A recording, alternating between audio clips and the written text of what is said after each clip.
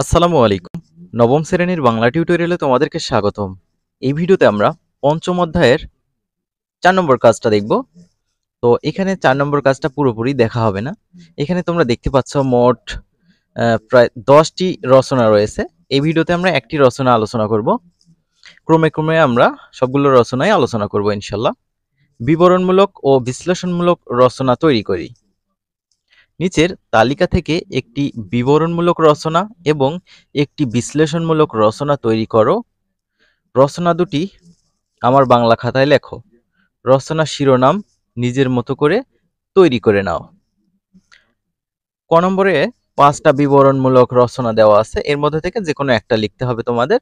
আর খ নম্বরে বিশ্লেষণমূলক রচনা ৫টি দেওয়া আছে, এর মধ্যে থেকেও একটি লিখতে হবে তোমাদের। তো কে কোনটা লিখবা সেটা তো আর আমি জানি না, এই কারণে আমি 10টি রচনায় তোমাদের লিখে দেব।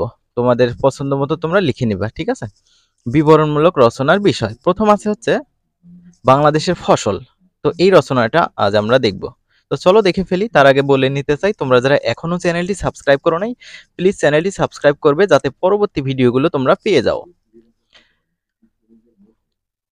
তো শিক্ষার্থীরা এখানে খেয়াল করো, কয়ের ১ নম্বর সমাধান বাংলাদেশের ফসল। ভূমিকা দেওয়া হয়েছে, সুজলা সুফলা শস্য শ্যামলা আমাদের এ সোনার বাংলা, বিচিত্র ফসলের দেশ। নাতিশীতোষ্ণ আবহাওয়ায় নদীমাতৃক এদেশের মাটিতে নানা রকম ফসল ফলে, তাই এদেশের ৮০% লোকের উপজীবিকা কৃষি। এদেশের উৎপন্ন ফসল দেশের চাহিদা মিটিয়ে বিদেশে রপ্তানি করে প্রচুর বৈদেশিক মুদ্রা উপার্জন করে।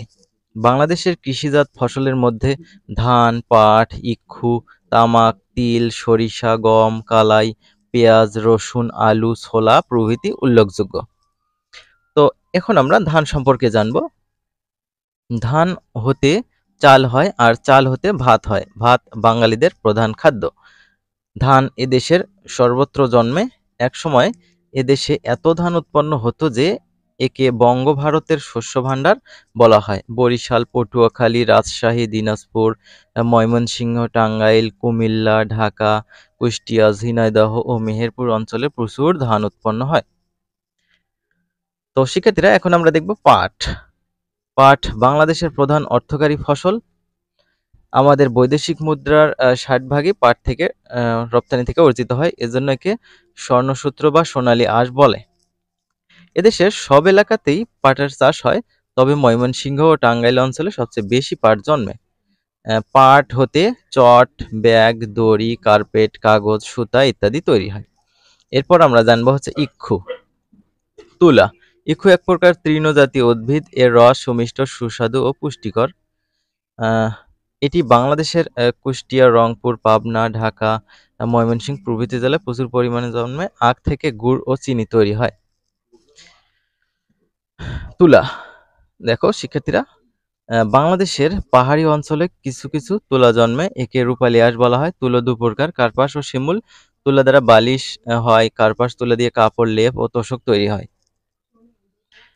তারপর আমরা দেখব হচ্ছে তামাক। তামাক রংপুর, দিনাজপুর, রাজশাহী, কুমিল্লা প্রভৃতি জেলায় উৎপন্ন হয়। তামাক দিয়ে বিড়ি, সিগারেট, জর্দা ইত্যাদি তৈরি হয়। তিল, সরিষা। তিল ও সরিষা বাংলাদেশের সর্বত্র জন্মে। এদের দ্বারা তৈল উৎপন্ন হয়। এদের খৈল গরুর অতি উপাদেয় ও বলকারক খাদ্য, খৈল সার রূপেও ব্যবহৃত হয়। তারপর দেখব গোলালু। এদেশে প্রচুর গোলালু জন্মে, দেশের সর্বত্রই গোলালু চাষ হয়। এটি অত্যন্ত লাভজনক ফসল বলে কৃষকেরা আলু চাষে খুব উৎসাহী। এটি তরকারি হিসেবে ব্যবহৃত হয়। এছাড়া চপ সহ নানা প্রকার উৎপন্ন খাদ্য প্রস্তুত করতে এটি প্রয়োজন। তারপর দেখব গম। গম একটি খাদ্যশস্য, উঁচু জমিতে এর চাষ হয়। বাংলাদেশে প্রায় সব অঞ্চলেই এটি উৎপাদিত হয়। গম ভাঙিয়ে আটা, ময়দা, সুজি ও ভুসি পাওয়া যায়। আটা, ময়দা ও সুজি আমাদের একটি বিশেষ খাদ্য। ভুসি গৃহপালিত পশুর খাদ্য হিসেবে ব্যবহৃত হয়। তরকারি লাউ, কুমড়া, সিম, করলা, পটল, বেগুন, তারপর শসা, ঢেঁড়স, টমেটো, পুঁইশাক, পালক শাক, তারপর হচ্ছে মূলা প্রভৃতি প্রচুর পরিমাণে উৎপন্ন হয়। বাংলাদেশের সর্বত্রই এদের চাষ হয়। তো শিক্ষার্থীরা সর্বশেষ লেখা হয়েছে উপসংহার।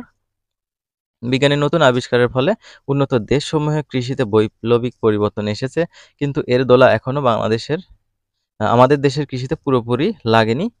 আমাদের দেশেও যদি আধুনিক বিজ্ঞানসম্মত উপায়ে চাষাবাদ করা হয়, নব আবিষ্কৃত অত্যাধুনিক যন্ত্রপাতি ব্যবহার করা হয় এবং উন্নত জাতের বীজ প্রয়োগ করা হয়, তবে আমাদের কৃষিজাত ফসলের উৎপাদন বহুগুণ বাড়বে এবং আমাদের দেশের কৃষকগণকে অনুন্নত ও অসহায় জীবনযাপন করতে হবে না।